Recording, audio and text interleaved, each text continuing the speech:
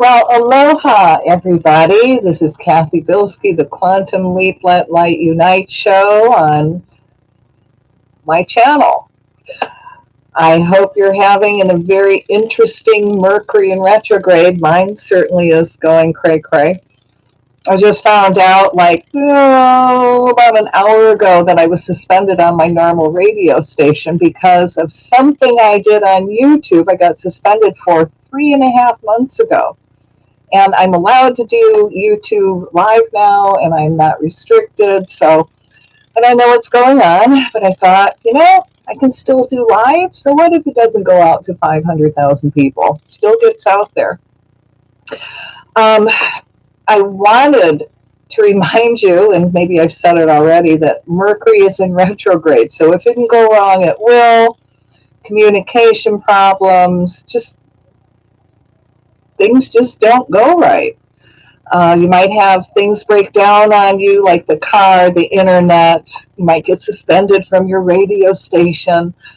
It's a time where you don't want to start a lot of new projects. You want to complete them.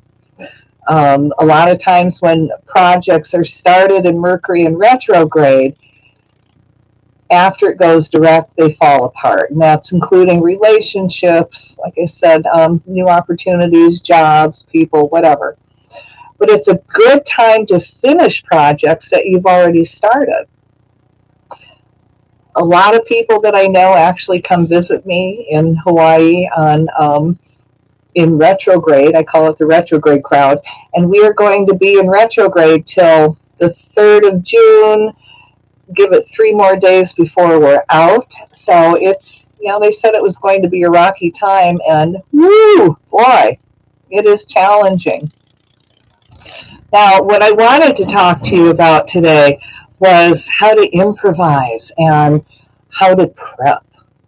Also, I decided that I wasn't going to talk about the World Economic Forum this time, because I didn't want to. But then Spirit puts in front of me something really creepy about the World Economic Forum that you should know about, and I'm going to share that with you.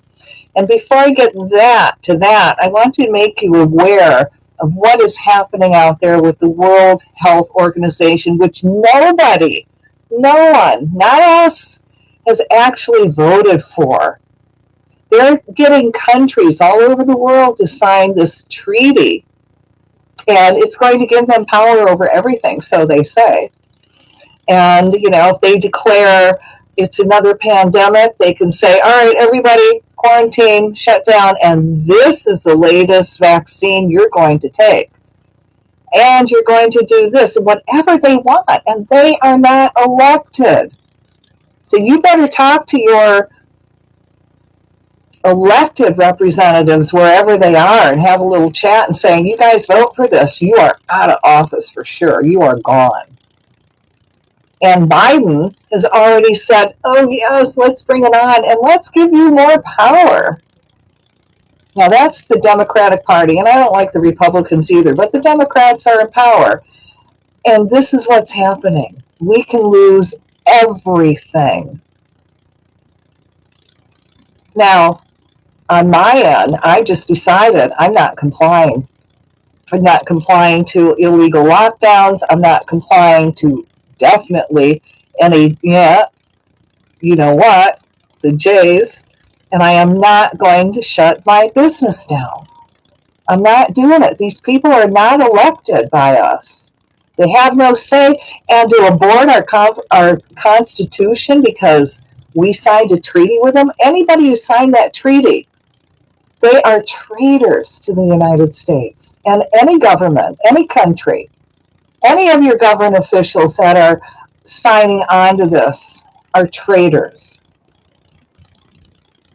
And it's all about a one world government. Bill Gates is behind it. The WEF is behind it. The WEF is behind pushing their agenda, which is New World Order, the Great Reset, but whatever. All right, but I do want to talk about prepping, which I will after I read this little article about the World Economic Forum. And you people in the United States, I would really recommend a heads up. You need to listen to this. All right. So 60 million from U.S. taxpayers so WEF can fund playground for world's billionaires. Documents obtained by the Open Books found U.S. taxpayers ponied up 60 million over the last 8 years to support the World Economic Forum, which next week will host the 2020 meeting of the world's billionaire business elite in Davos, Switzerland. Davos is a playground for the world's billionaire business elite. Every year, like swans, the rich, pretty, and powerful people descend upon a picturesque ski town in Switzerland to mix with world leaders. They discuss shaping our future into a utopian global society. For the first time since 2019, the 2022 Davos meeting will be in person, beginning Sunday, May 22, 2 days away from now.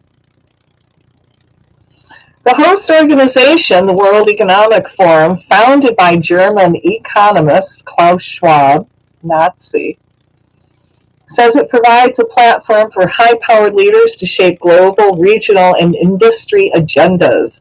It's all pretty gauche, with heady thoughts about the world order. Much of this runs contrary to American values. Actually, all of it does. Attendees cough up $28,000 just for a ticket, with a coveted all-access badge fetching more like $50,000. And that's before attendees spend tens or hundreds of thousands on private air travel, ski chalets, and entertainment. Then the event devolves into brazen networking among tycoons and public officials. You probably didn't even realize it, but you, the American taxpayer, help fund the sponsoring organization with tens of millions of dollars in federal grants. Since 2013, the WEF received nearly $60 million from U.S. taxpayers.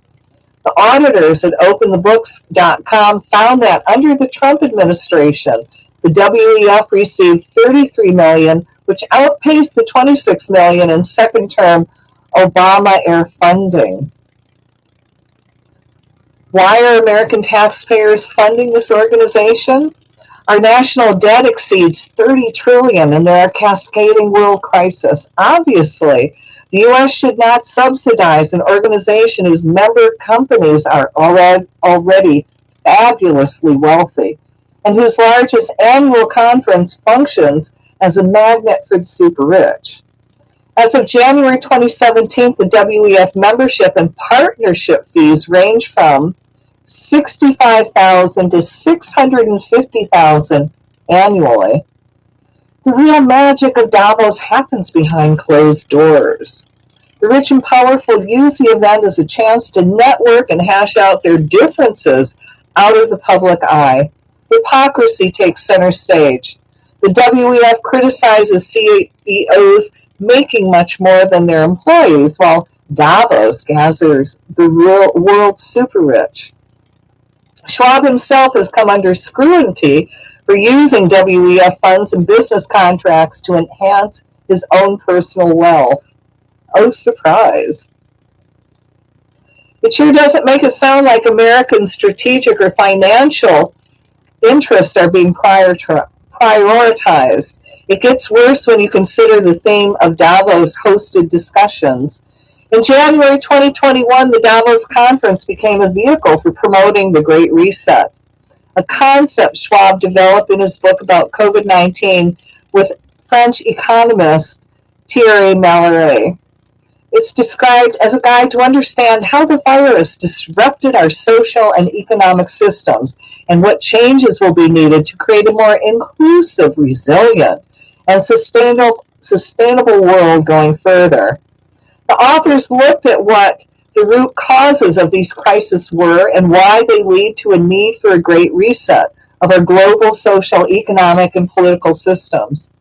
Schwab advocated seizing the pandemic to reset and reshape the world as climate change, inequality, and poverty gained greater urgency during the crisis. If you guessed that would involve bigger governments, more taxes and spending, and more surveillance of citizens. Bingo, you're correct. One book reviewer summarized Schwab's point: governments, poor tracker place. Oops. So how did WEF soak up nearly $60 million in U.S. taxpayer funding since 2013? It was mostly through the State Department, U.S. aid. Taxpayers paid $16 million to support the WEF Grow Africa program, which facilitated trade partnerships between agricultural businesses and African governments. Another $43 million went to the WEF's Global Alliance for Trade Facilitation Program to boost competitiveness in business conditions for the wealthy, which are key drivers of inclusive economic growth and poverty reduction in developing countries. I mean, really? I mean, they are causing a famine. And this is what they're putting out. God, they are so evil. While we can debate the worthiness of those efforts, funding from the world's greatest superpower only boosts the WEF's credibility.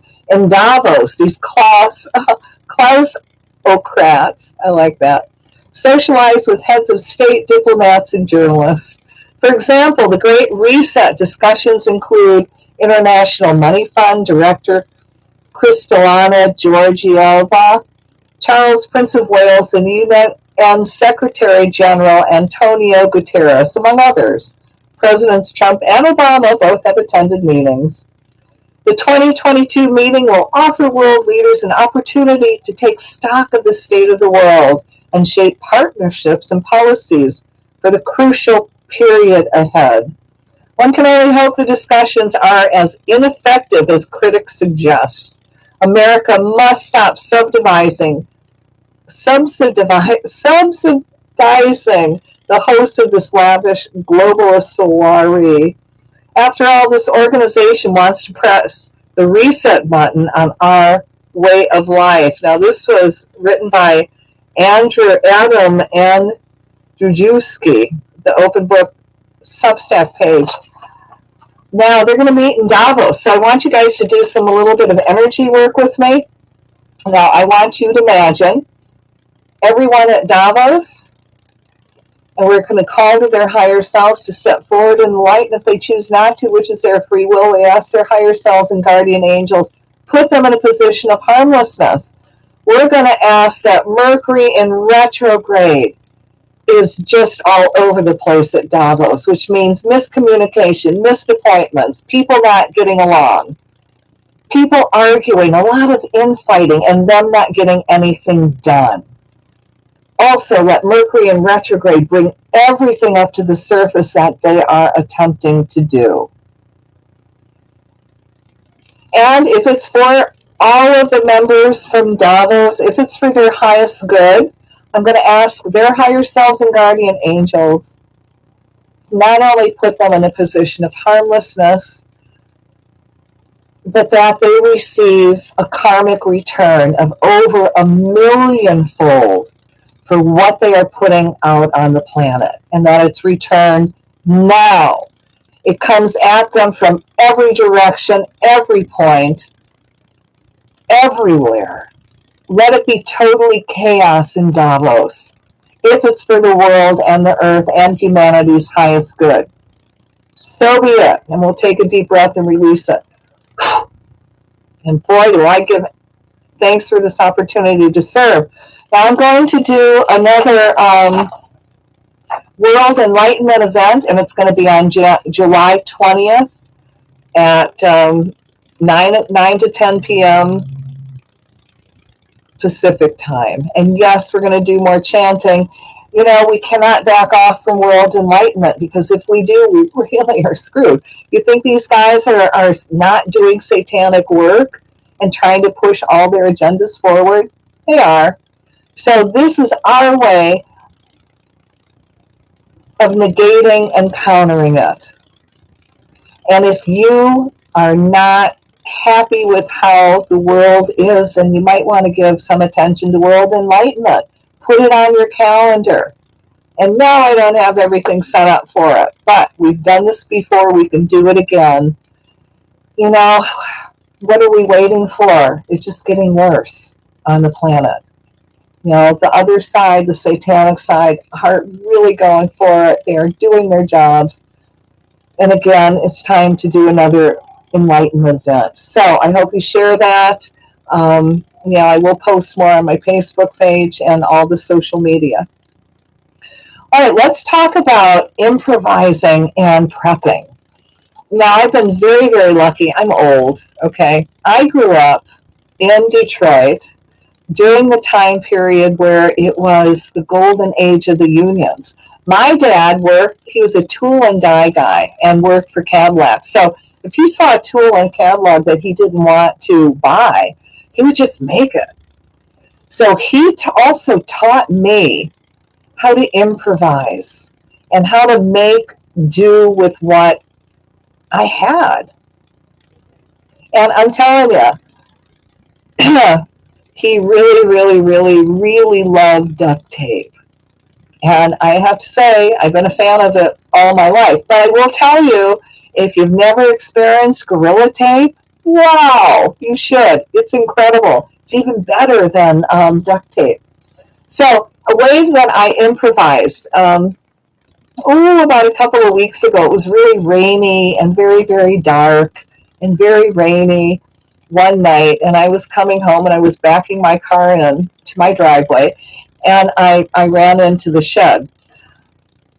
Have a human moment, right? Now, to be all honest, my landlord, when he put the shed and he leveled it out, he made a ditch all around it, about this wide. So my car ended in the ditch, and I actually broke my rear view mirror, which it was functional until I was driving down the road and there was clutter on the street and cardboard, and the wind whipped up the cardboard. It kissed my rear view mirror, and it really knocked it off. Crazy. So I'm thinking, what am I going to do? That's actually a $530 replacement, okay?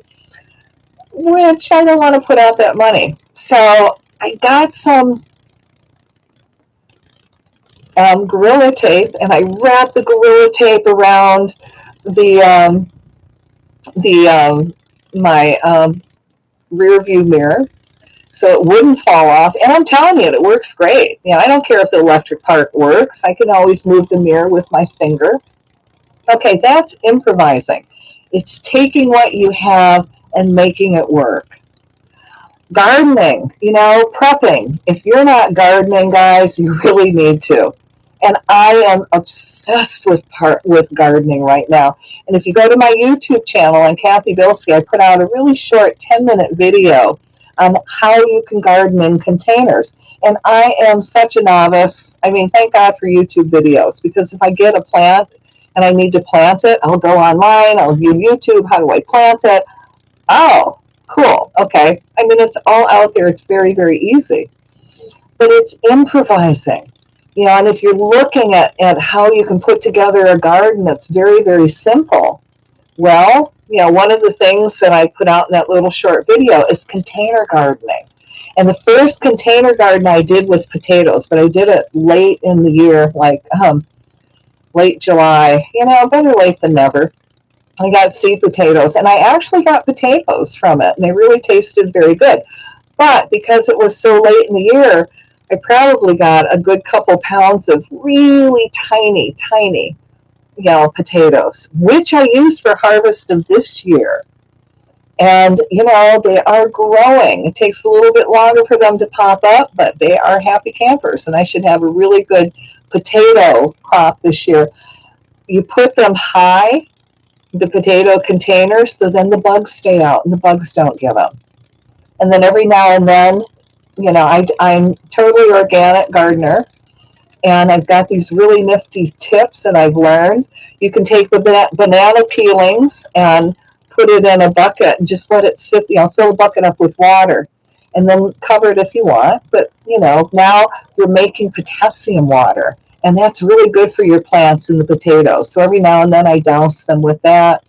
All my plants, I will occasionally do a hydrogen peroxide wash and give them water with hydrogen peroxide in it. Gives the plants oxygen, and that's you do 1 tablespoon of peroxide through for a gallon of water. And then maybe once a month, I will do the same with a Epsom salt solution. Again, 1 tablespoon for 1 gallon. The plants love it. You are giving them nutrients, you are giving them minerals, and it's cheap. Okay, it's all organic. The bugs hate it. Yay. Now, another way that I've learned, because I have very bad, I have gravel for a yard, and I cannot afford to have a company come and just put layers and layers and layers of dirt. And I also have wild pigs, which I am keeping away with mountain lion urine. So, if you got predators, go online and figure out what the predator's predator is. And I'll bet you Amazon has got some of that predator urine that you could buy. Now, so far, my predator urine is a mountain lion, which keeps the wild pigs away, and it's worked great. But still, I want a raised garden and I want control. So you can go get an old cardboard box, okay?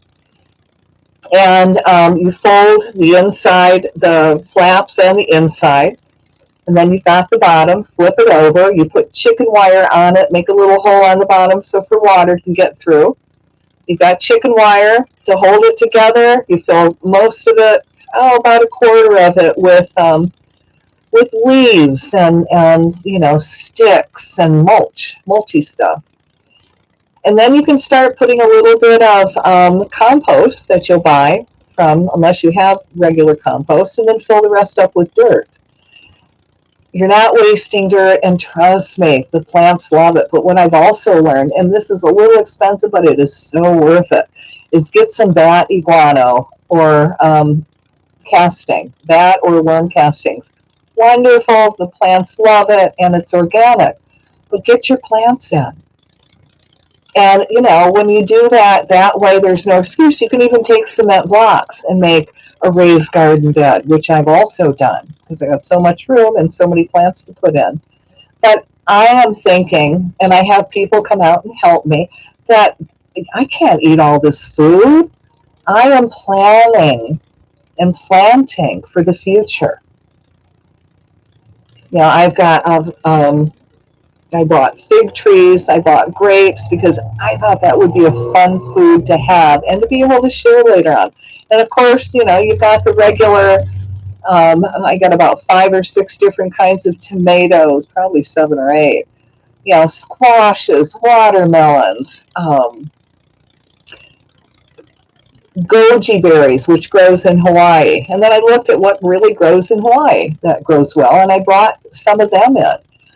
I can't put out enough basil, all of the herbs. And, I even, guys, depending on where you live, if you can't afford seeds, sometimes you can take, like an old apple or like an old papaya in Hawaii and plant it, and it will sprout. I did that with mountain apples here, and I got some little trees this big. So, that's another way of, and it's an organic plant. Very exciting. And, if you don't have the land and your neighbor does, go talk to your neighbor. Create a community. Get your pea friends together and say, guys, we need a garden. Get your seeds now. You can even buy from your local store and make it sure they're heritage plants that, you can just put in the ground. So do it, and again, improvising is taking what you have. Now, you can make a trellis out of what they call cow panels here, and that's just, a wired panel that, like wire fencing, then, and the wire is about, this big. So you can train your plants to grow up that. Now, if you don't want to do that, maybe have an old fence. I had, when I moved into my new place, the people before had a lot of dogs, and they had this huge kennel. great. And I looked at it and I'm thinking, I don't want this. What am I going to do with it? And then after I started really getting into gardening and different ways, to make trellises, and you could even make raised beds out of wood. Now I'm looking at this. I actually offered it to a friend. I said, look, if you can come do that, take it apart, it's yours. They never showed up. So I ended up taking it apart with a friend of mine, and now I've got this really cool wood that I can use now to make a trellis for my grapes. And all this fencing that I can use now to make trellises. So everything is usable. Ask your friends if they have things that they don't want anymore. Watermelons, so they grow vertically. Yeah, I'm into gardening and into food. That's my life lately. But I know that what I do now, it's going to really matter, especially later. And I'm just thinking of all the families I'm going to be able to feed. And that's exciting. All right, so let's talk more about being prepared. Now, I say, you go for the best, you shoot for the best, world enlightenment, but you have to prepare for the worst. And if none of this happens, then wahoo. I also live on a property where I have solar. So, if electricity goes down, I'm fine. I have a stove that runs on propane, and so's my dryer. If I run out of propane, I can hang my clothes up outside if I have to. And, if I have to cook and I don't have propane for my stove, I got a grill. There are ways to improvise. So you just have to think out of the box. I also have a water purifier that's in my kitchen. So I always have good water. And this time I got one that also makes it alkaline. They're not that expensive. I think it cost me $150 from Amazon. Now, I don't care what you say about Amazon, but I live on an island, and Amazon's been very good to me. And I've been able to get things through Amazon that I can't anywhere else, and I get it quicker. So, don't trash Amazon, because they are supplying us with things that we need and we can use. If I can't get it locally, hi, Bezos, you're my friend. So you want end tables or nightstands. Small racks on the inside of closet doors can be a great place to store canned foods. Be creative and look around for those spaces that aren't being used. Creativity is one of the keys to prepping in less ideal situations. All right, use modern apps and web-based programs. Now, Google Maps is a great planning tool for everyone who is a prepper. Having a satellite view of your surroundings gives you a solid place to begin your planning.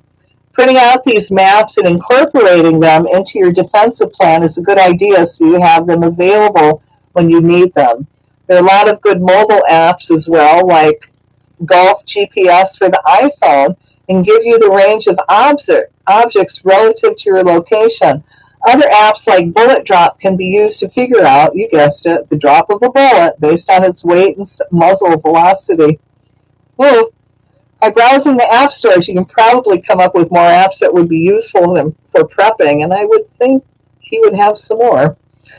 Okay, now there are many areas of your home that can provide you with water following a disaster. Water in the tank of your toilet can hold around 3 gallons of drinkable water. Your water heater is also a great source of water. By draining your water heater, you can get up to 40 gallons of water. Another possibility is draining the pipes in your house by opening a faucet on the top floor, then collecting the water from a faucet on the ground floor. You can end up with another couple gallons of water. Another BOB is another great, a water bob. Oh, wow. Okay, a water bob is another great idea, as long as you can fill them before a disaster strikes. They make a great way to store water from almost anybody.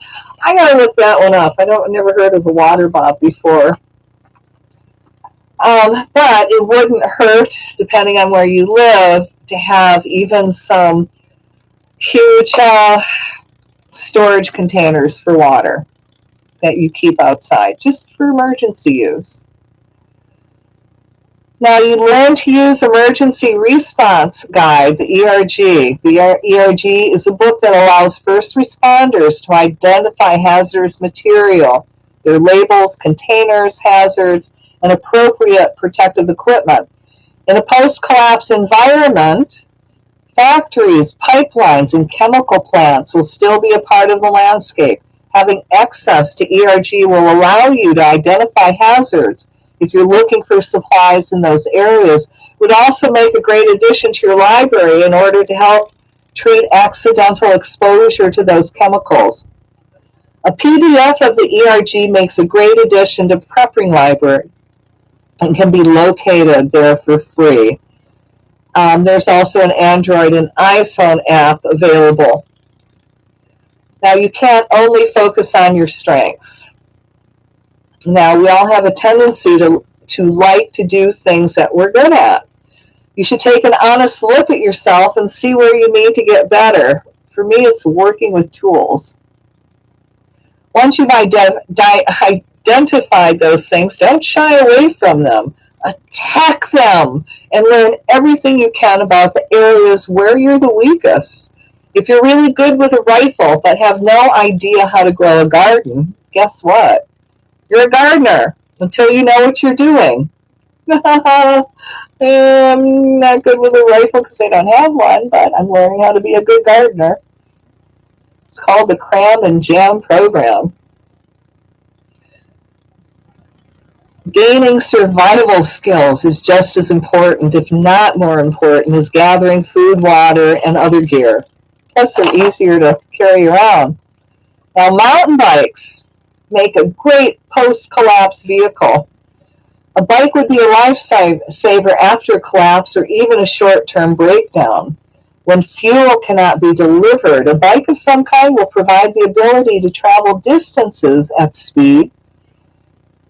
Add in a trailer and your ability to carry gear will increase by about 100 pounds.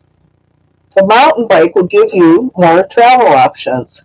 If you should decide to bug out, riding along train tracks or cuts made for power lines could keep you off the roads when everyone else is stuck in traffic.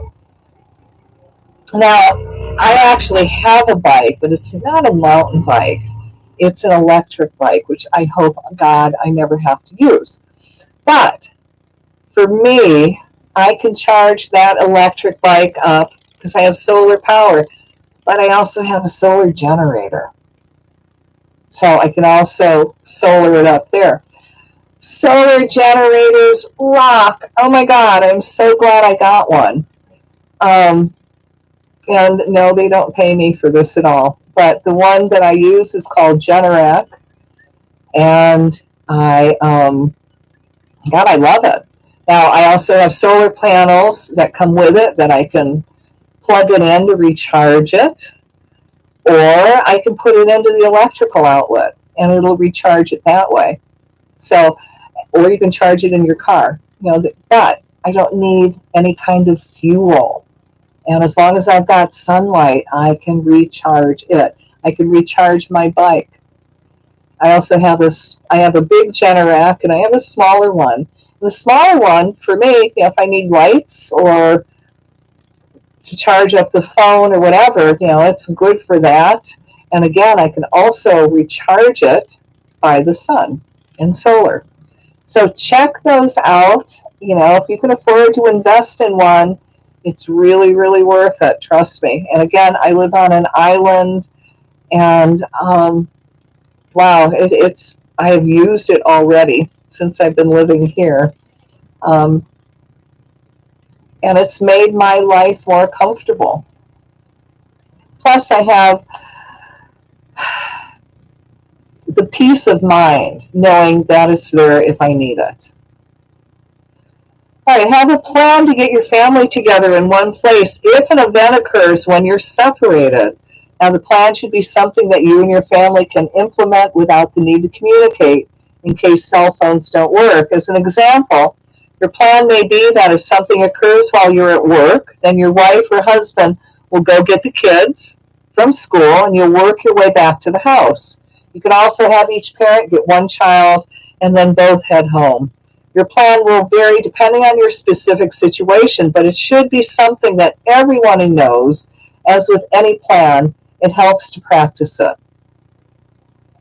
Now, the internet, I love YouTube, contains a wealth of knowledge. You can find entire libraries worth of prepping books to download for free. Thank you, Google. Trade-offs. Take advantage of that while you can. Follow a disaster, you may not have access to the internet for a long time, if ever. Print the resources you need most. Keep them in 3-ring binders for when you need them. Add these binders to your library. You can also store all those books on a thumb drive or external hard drive. Keep it in a safe place, and you can potentially have access to them even after a disaster. As long as you have some way to charge a laptop, you should be able to access a computer following most disasters. All right, now, purchase a firearm to protect you and your family. That's on you. I purchased a high-powered BB gun. Guns aren't the most important thing to have, but you need to be able to protect yourself and your family from potential criminals and thieves. What you buy will depend on your budget. For those with a lower budget, I would suggest a pistol. If you can carry, conceal carry in the area where you live. If you can only have a firearm in your home, then I'd say to get a 12-gauge shotgun. If you happen to have a higher budget, then I'd suggest an AR-15 for home defense and a pistol. That's always a topic that spurs the debate. Ultimately, whatever you can afford is better than nothing. If you live in a country that doesn't allow you to have firearms, then you'll have to be creative when looking for weapons for self-defense. Hand-to-hand weapons have been used forever. Baseball bats, knives, machetes, axes, and tomahawks are all viable options for self-defense if you can't carry a firearm.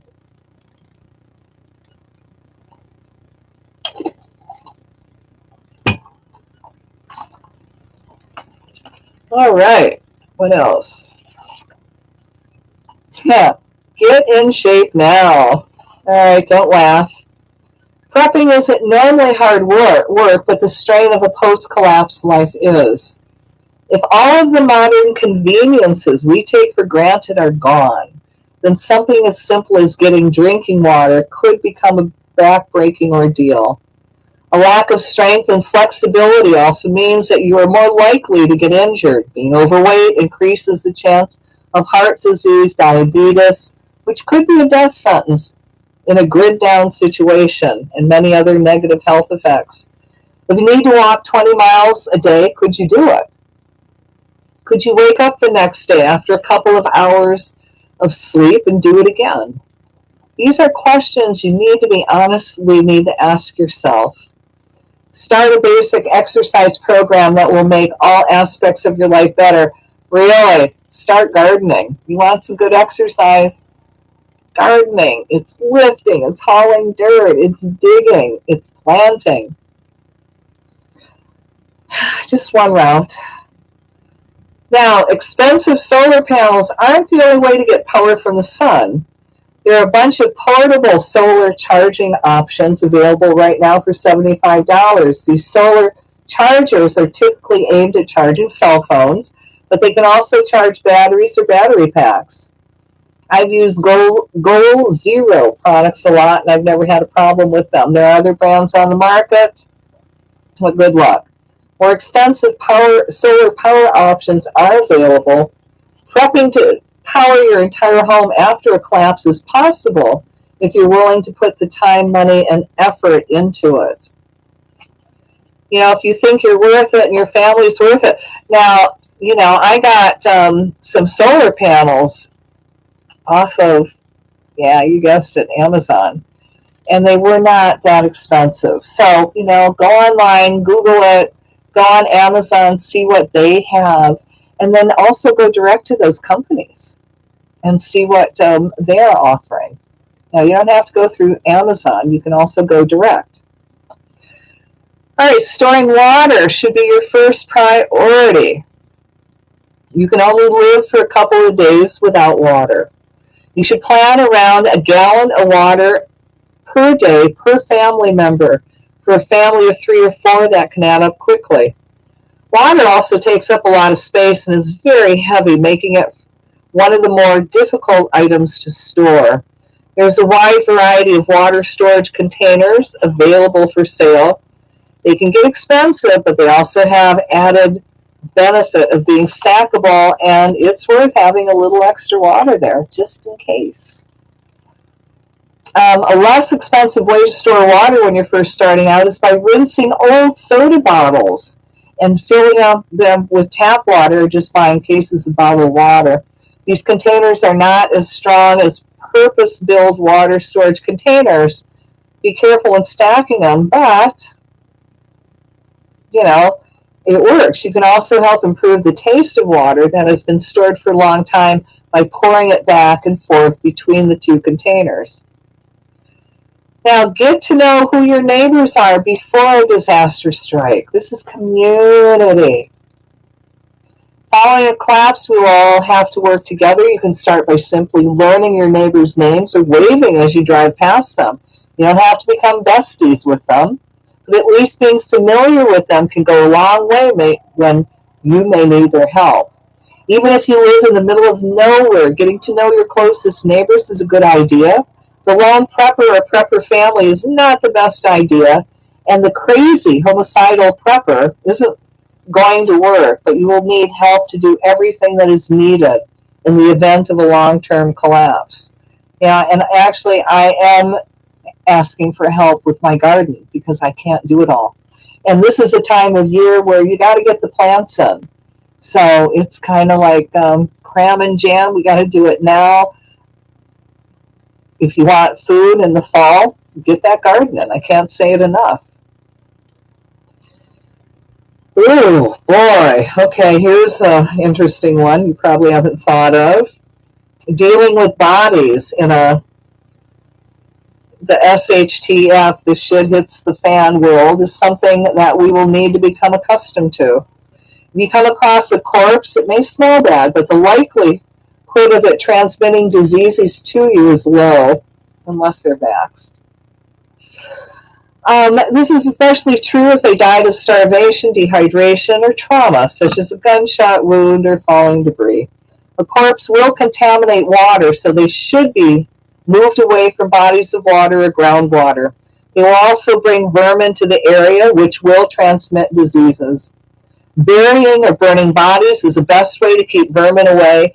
Just make sure you bury them deep, enough that scavengers won't dig them back up, and far enough from water sources that they will not contaminate your water supply as they decompose.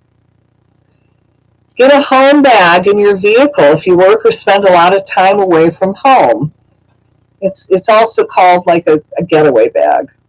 When you're building this bag, remember that you're only trying to get home from where you would most likely get stranded. I would plan on moving no more than 15-20 miles a day on foot, so pack those with distances in mind. If you work 17 miles from your house, then pack food and water for 1 of 2 days. Pack some light food items, such as protein bars, several bottles of water, some kind of light shelter, small blanket or small tarp, a first aid kit, a pistol or light rifle with a couple of magazines, sneakers, hiking boots, and a change of socks. A t-shirt would round out any get-home bag.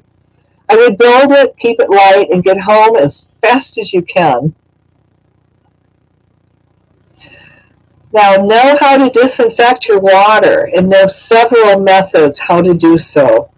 Prior to starting to disinfect the water, you should do best to filter out solid particles or let them settle and scoop out the clean water into another container. Water purification tablets are an easy and inexpensive way to disinfect water. Boiling is another method. Heat the water to a rolling boil for 1 minute, 3 minutes if above 5,000 feet, then let it cool. You can also use household bleach to disinfect water. Use unscented bleach that is less than a year old. Add 2 drops to 1 liter of water or 6 drops to a gallon of water. Let it stand for 30 minutes and make sure it has a slight chlorine scent. For cloudy, cold, or discolored water, double that amount of bleach.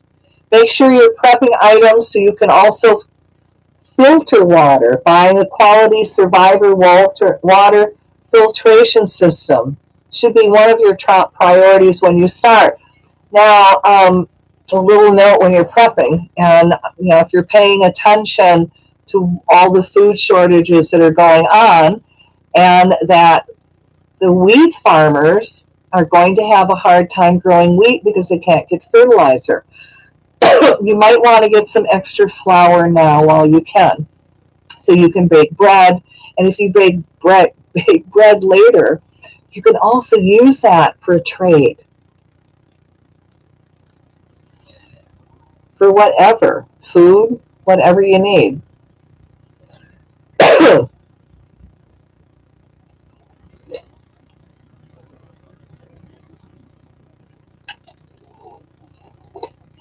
All right, it's good to know how to build a few basic defensive fortifications.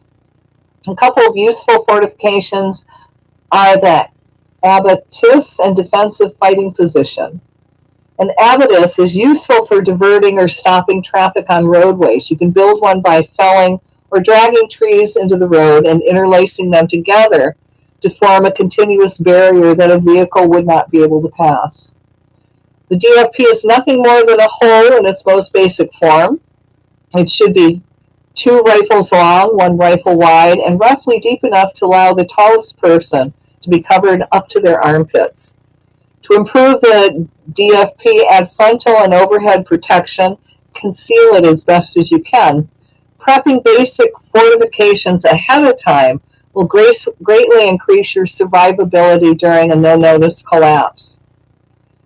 Be aware of the threats that you are likely to encounter and try to avoid them. The best way to defend against any given threat is to avoid the places that those threats are likely to occur. The threats we face today are most likely related to extremism on so many levels. And I would like to say Nazi extremism. With this in mind, prepping for a vehicle-borne attack, bombing, shooting, or stabbing are all likely. Avoiding crowds, especially those around protests and political religious events, is the best way to stay around from these threats. If you need to be around large crowds, be aware of your surroundings, keep an eye out for suspicious people, and move away from any possible confrontations. In a post-collapse environment, areas like FEMA camp, food and water distribution areas, and market could all be potential areas for violence. Do not let your pride overcome common sense. Walking away from a confrontation is almost always the better idea. Now, if you thought about disposing of trash. Now, not disposing of trash in the correct way is guaranteed to attract vermin, scavengers, and spread disease. Prepping to handle the garbage that you're going to be creating is something many people overlook. Today, we're used to dropping our trash off at the curb, going to work, and coming home to an empty trash can. Or, in our cases in Hawaii, we've got to drive our trash to the dump. But for those city folk, most people are in for a rude awakening if those services ever come to an end. At our current rate, each person makes about 6 pounds of trash per day. Limiting the amount of trash that you produce is going to be your best bet. What you do produce can be burned or buried away from your home. If you live in an apartment, you will have to make sure that people don't pile trash up against the building. This could be used as fuel for a fire to burn the building down, on top of the threat of disease. And animals. All right, basics like smoke alarms and fire extinguishers can save lives. This is an everyday prep. Fire kills around 2,500 people annually in the U.S. and injured another 12,000. Having a working smoke alarm outside each bedroom, check them monthly. Make sure every family member knows where to meet in the case of a fire in your home. Practicing the evacuation is a good idea, especially if you have small children. More ideas and further information about fire extinguishers you can actually find by going on Google and checking prepping for a home fire. After a collapse, fire is going to be a common weapon used by looters and marauders. Having extra fire extinguishers is a good idea. And remember, we were prepping for the worst. Weapons like retention knives, kubotans, and tactical pens make great backups when you're carrying a firearm. I do have to say that I also have a taser, which I don't carry very much, but if I need it, I have it. Just like my BB gun and my electric bike. So knives, now there's nothing better than nothing if you're preparing in areas where you can't carry a firearm. Knives like a Kaibar TDI can be hidden along the belt line on the weak side if you're struggling with an attacker. This allows you to draw the blade while maintaining control of your firearm with your strong hand. Woo! Kubotans, like the cold steel mini Koga, are blunt weapons that can be used to apply pressure to pressure points or used in a closed fist to strike at soft areas like the temple, throat, and eyes. So-called tactical pens normally fall somewhere between a pen and kubotan. You can use them in a similar manner to a kubotan. If you're carrying any of these primary means of defense, then you should carry them on your strong side. Now, just because you live in a city doesn't mean you cannot grow some of your own food, and we already covered some of the ways that you can grow them. As long as you have windows and get a few hours of sunlight a day, you can get access to the roof. You're in business. Container gardens are a great way to supplement your food storage. Lettuce, cabbage, greens, tomatoes, beans, peppers, carrots, radishes, and potatoes are all good options for a container garden. In shady areas, plant lettuce, cabbage, and greens. For sunny areas, tomato, beans, peppers, carrots, radishes, and potatoes work well. Cucumber, squash, and pumpkins can also be grown in pots, as long as they have something to grow on. Planting them near a fence or railing would give them the staking they need. Now you can also put your own stake or make your own trellis in the squashes.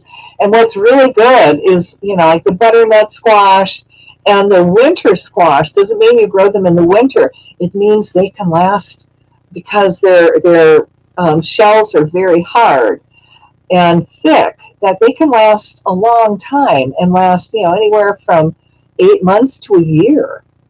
And you will have squash. You will have food.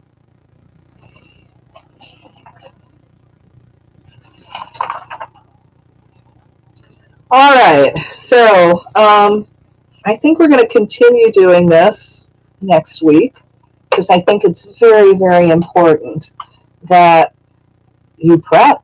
And, the best way to screw up the World Economic Forum's plans is to grow a garden, grow food, prep, and don't buy into their BS. Be able to be non-compliant, don't be complicit. I practice saying I will not comply. So thank you guys for tuning in today. And I have a feeling that this is going to be my radio show now for a while because, like I said, I am suspended on my radio station, and I don't know how long that's going to be for. If they're going to slap my hand, but there are alternatives. I would like, and in the meantime, mark July 20th on your calendar for another World Enlightenment event. And if you don't have the paper, the chants, I will definitely post them between now and then. So have a great day, and I hope that this really, really